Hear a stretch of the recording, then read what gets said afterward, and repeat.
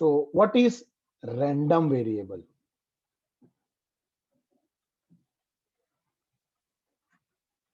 Random variable को हम लोग बोलते हैं xi. Now what is this xi? Random variable एक ऐसा वेरिएबल है जो सैंपल स्पेस के आउटकम्स में से बनता है.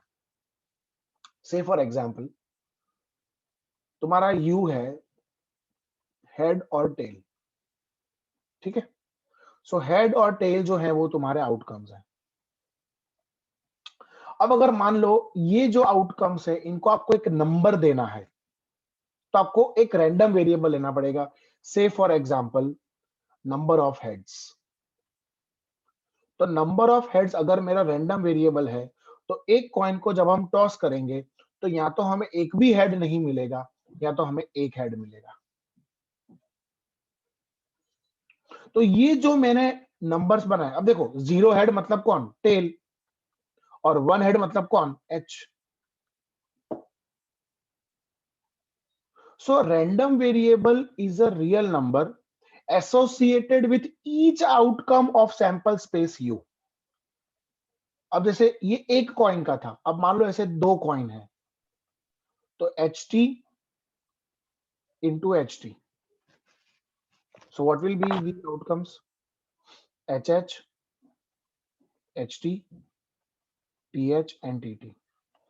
मान लो फिर से मेरा रैंडम वेरिएबल है नंबर ऑफ हेड्स, तो नंबर ऑफ हेड्स जो है वो हमारा xi है. So number of heads can be either 0, it could be either 1 or it could be either 2 because दो कॉइन्स है. ओके, 0 हेड मतलब एक भी हेड नहीं है तो उसमें कौन सा आउटकम एसोसिएट करेगा? टीटी. 1 हेड तो 1 टेल, सो 1 हेड 1 टेल એટલે HT और TH. 2 दोनों हेड એટલે HH.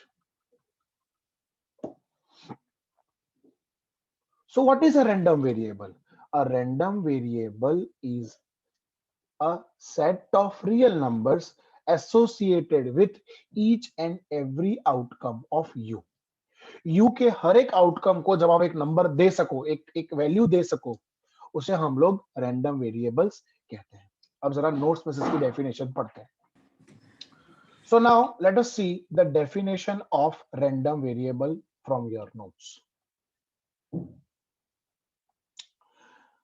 Now see, let U be the sample space associated with a random experiment. अच्छा, ये बात तो मैंने आपको पहले बताई थी कि probability, random variable, discrete probability distribution and normal distribution, ये तीनों चैप्टर्स कैसे हैं? जुड़े हुए हैं एक दूसरे के साथ. फर्स्ट चैप्टर आएगा तो तुमको ये सेकंड चैप्टर आएगा, सेकंड चैप्टर आएगा तो थर्ड चैप्टर का आपका बेस बनेगा. सो इट्स वेरी इंपॉर्टेंट कि आप पहले ही चैप्टर से ये चैप्टर का जो बेस है वो बना के चले आपने. So let U be the sample space associated with random experiment. A function, random variable क्या है? Function associating a real number with each outcome of U is called random variable and denoted by X, where X is such that U has one and only one association with the elements of R. आपको याद होगा F is A to B function नाम का chapter था 11th standard में. तो यहाँ पे जो फंक्शन है वो x है, जो डोमेन है वो u है, मतलब ये हमारा डोमेन है, और ये जो हमारा r है रियल नंबर वो हमारा कोडोमेन है. बराबर है. अब जैसा बोलोगे सर कॉइन में है तो क्या ऐसा डाइस में हो सकता है? ऑफ कोर्स हो सकता है. आपको डाइस का भी करके दिखाता हूं. मान लो आप एक डाइस थ्रो करते हो, सो 1 2 3 4 5 6, ठीक है. You are throwing a dice that is 1 2 3 4 5 6, उसके आउटकम्स है. अब मान लो कि आपको आउटकम चाहिए of getting number 6. So getting 6 वो हमारा क्या बन जाएगा? xi. तो या तो एक भी 6 नहीं आएगा या तो एक 6 आएगा. अच्छा, एक भी 6 नहीं आएगा मतलब कौन आएगा? 1 2 3 4 5 आएगा, और एक 6 आएगा मतलब 6. मतलब हर एक आउटकम्स को एक नंबर दिया जाता है. Every outcome has a number. जैसे यहाँ पे 1 2 3 4 5, इन सबको हमने कौन सा नंबर दिया? 0, और 6 को हमने कौन सा नंबर दिया? 1. तो इसलिए देखो डेफिनेशन में ऐसा लिखा है, it is a function associating a real number with each outcome of u. u के हर एक आउटकम को एक नंबर मिलता है, उस नंबर को हम कहते हैं xi, that is random variable. Now, types of random variable. See, there are two types of random variable that we are going to study in this particular syllabus, rather chapter में. तो मैं बताता हूँ आपको, दो तरह के रैंडम वेरिएबल्स हैं बेटा. एक है, as you all can see, discrete random variable,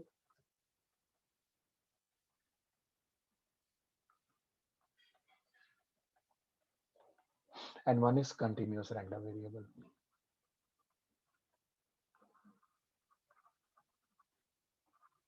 Yes, anybody having any doubt? You have raised your hand. Okay. A random, देखो अब ये दोनों समझने के लिए फिर से एक बार रैंडम वेरिएबल के पास चलते हैं. रैंडम वेरिएबल क्या है?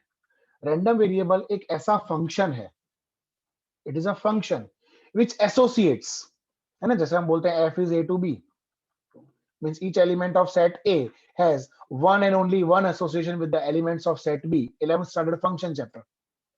It is a function associating real number with each outcome of u. तो u के हर एक आउटकम का रियल नंबर के साथ एसोसिएशन है, उसे हम लोग रैंडम वेरिएबल कहते हैं. And that random variable is denoted by x. So function ऐसा बना, x is a function from u to r. x is a function from sample space to real number u to r. अब दो तरह के real random variables होते हैं. एक होता है डिस्क्रीट रैंडम वेरिएबल और एक होता है continuous. In discrete random variable you have finite countable values, जैसे कि 0, 1, 2, 3 इस तरह से, और उसकी प्रोबेबिलिटी होती है pxi. Same way in continuous variable we don't have a particular value, but we have 0 to 10, 10 to 20, 20 to 30, okay, more than 30, and then we have the pxis. Now let me tell you, in this chapter we are going to study only discrete random variable, और जो उसका distribution है ऐसे pxi वाला, उसे हम लोग कहते हैं discrete probability distribution. So सिर्फ ये चैप्टर में हमें इतना ही पढ़ना है. This we are going to study in our third chapter, that is normal distribution. So in this particular chapter we are not going to talk anything about a continuous random variable except definition and continuous probability distribution, because that we are going to study in our next coming chapter. So देखो मैं link पहले ही मिल गया अपने को second और third chapter का. So let us have the definition of discrete and continuous random variable first. So what is a discrete random variable? A random variable x which assumes some fixed or finite or countable values in R. ये ध्यान रखना, fixed, finite और countable. Fixed भी होता है, finite भी होता है और countable भी होता है. तुम्हारे सामने है जीरो. जीरो मतलब सिर्फ और सिर्फ जीरो, ना जीरो से एक कम ना जीरो से एक ज्यादा. It is finite, it is countable, it is exact. In R or in the interval of R. बराबर, मतलब वो it is a set of real numbers that we have already seen. It is called discrete random variable. Example, number of children per family. Now number of children per family can be 0, 1, 2, 3, 4. It cannot be 0 to 10, 10 to 20, 20 to 30. Not possible. Number of accidents, वो भी discrete में ही आता है, because number of accidents कैसे होते हैं? Countable होते हैं. Number of accidents are countable. 0, 1, 2, 3 like that. Number of printing errors in a book, है ना? ये सब कैसे? Birth year of a selected student in a class. जैसे आप सब 12th कॉमर्स के स्टूडेंट्स हो, तब सबका बर्थ ईयर कैसा होगा? 2001 होगा या 2002 होगा. कोई भी 1980s 1990s का तो नहीं होगा, है ना? सीधी बात है. कोई भी 1960s का भी नहीं होगा. तो आप सबका बर्थ ईयर कैसा है? आगे पीछे होगा, एक दूसरे का गैप होगा. कोई 2000 में होगा तो 2001 या 2002 max to max, not more than that. So वो काउंटेबल है, फिक्स्ड है, लिमिटेड. इसीलिए हम लोग कहते हैं डिस्क्रीट रैंडम वेरिएबल. और ये डिस्क्रीट रैंडम वेरिएबल का जो डिस्ट्रीब्यूशन है उसे हम लोग कहते हैं discrete probability distribution. So now what is discrete probability distribution? Suppose x is u to r, એટલે अपना वो function random variable is a function from u to r.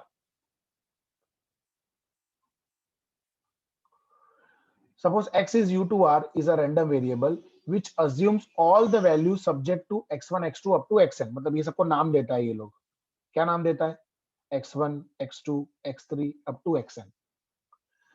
Further, suppose x assumes a value x with the probability px. मतलब इस जितने भी xi हैं, हर xi का एक प्रोबेबिलिटी है, इसका p0, इसका p1, इसका p2, मतलब इसको बोलेंगे हम px1, px2, px3, है ना, हर x का एक प्रोबेबिलिटी होगा. And if pxi is more than 0, बेटा देखो एक बात समझो, ये तो आप भी जानते हो, मैं भी जानता हूं, और मैंने आपको बताया भी है कि कभी भी कोई भी प्रोबेबिलिटी नेगेटिव नहीं होती है. All probabilities lies between 0 to 1. Please remember this. It could be 0, it could be 1, but it cannot be negative or it could not be more than 1. So if px is more than 0 and sigma pxi is 1, yes, one more thing I would like to add over here is कि जो हम xi और pxi बनाएंगे ना, तो xi में x1, x2, x3 ऐसे होगा up to xn, बराबर है. और उसका जो प्रोबेबिलिटी होगा बेटा, वो होगा px1, px2, px3 up to pxn. और इन सब का जो टोटल होगा वो कंपलसरी क्या होगा, 1 होगा. वन मोर थिंग, इन सबकी वैल्यू 0 से बड़ी होगी, जितनी भी प्रोबेबिलिटी सबकी वैल्यू 0 से बड़ी होगी और सबका टोटल 1 होगा. Then the set of this real value from x1 to xn and px1 to pxn is called discrete probability distribution of random variable x. The discrete probability distribution of random variable x is expressed in the following form. ये रहा जो मैंने लिखा है. इतना सारा ना लिखना हो, आप सिंपल एक लाइन में भी लिख सकते हो. The probability distribution of discrete random variable having x1 x2 up to xn with the probability px1 px2 up to pxn is called discrete probability distribution. उसकी है ना आपको प्रॉपर्टीज है जो आपको याद रखनी है. There are certain properties of probability distribution, especially discrete. Continuous को तो मैं अभी तक बात ही नहीं कर रहा हूं और करूंगा भी नहीं, क्योंकि वो हम पढ़ेंगे हमारे नेक्स्ट चैप्टर नंबर 3 में. जरा इसकी प्रॉपर्टीज पढ़ लेते हैं. Number 1, any value of pxi should not be negative, that is pxi should be more than or equals to 0. એટલે 0 हो सकता है पर 0 से कम नहीं हो सकता है, हमेशा 0 से बड़ी ही वैल्यू होगी प्रोबेबिलिटी की.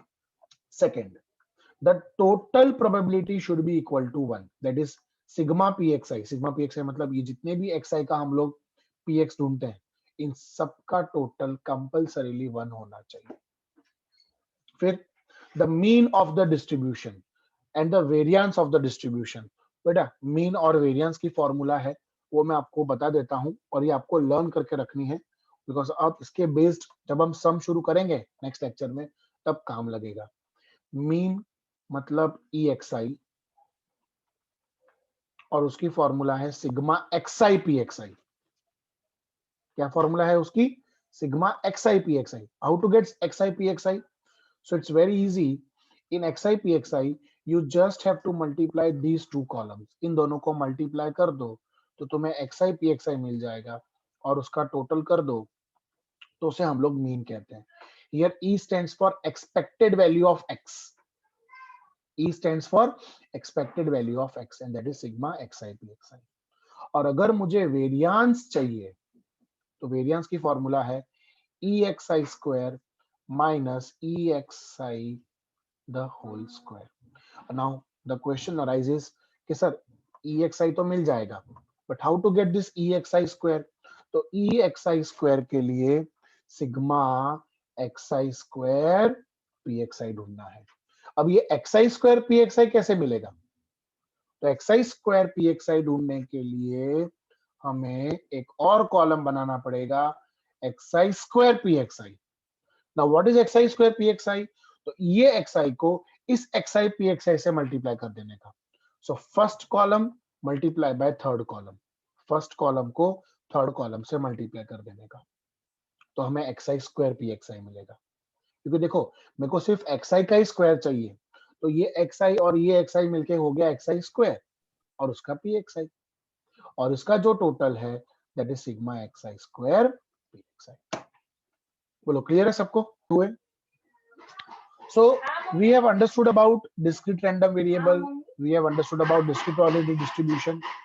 Now we shall talk about continuous random variable. So what is a continuous random variable? A random variable x which can assume any value in R. जैसे मैंने आपको एग्जांपल दिया, ये 0 से 10। अब यहाँ पे देखो ये 0 है, मतलब सिर्फ और सिर्फ 0, और यहाँ बोल रहे हो 0 से 10, मतलब 0 से 10 के बीच में सब कुछ आ गया। 0, 1, 2, 3, 4, 5, 6, 7, 8, 9, 0.1, 0.01, 0.001, इनफाइनाइट वैल्यूज आ गई 0 से 10 के बीच में। So if a random variable x can assume any value in R, the set of real numbers or in the interval of R is called continuous variable. So it assumes any value in R. Like example, height and weight of a person. बराबर। अब height और wait सबका अलग अलग होता है, बराबर। किसी बच्चे का होगा तो 10-15 kg होगा, बड़ा होगा तो 70-80 फिर हाइट के हिसाब से होगा। टेम्परेचर ऑफ अ प्लेस, है ना, ठंडियों में जैसे आप देख सकते हो 4-5 डिग्री हो जाता है, गर्मियों में 40-50 तक पहुंच जाता है। तो रेंज कितनी ज्यादा है ना। एनुअल सेविंग्स, हर एक की अपनी अपनी सेविंग्स होती है, कोई 0 रुपीज सेव करता है, कोई 100, कोई 1000, कोई lakhs, कोई crore. So it assumes any value in the interval of R. So इसके लिए इसका जो डिस्ट्रीब्यूशन है उसे हम लोग कहते हैं नॉर्मल डिस्ट्रीब्यूशन, जिसके लिए हम लोग पढ़ेंगे हमारा नेक्स्ट चैप्टर। सो मैं आपको नेक्स्ट लेक्चर में बताऊंगा।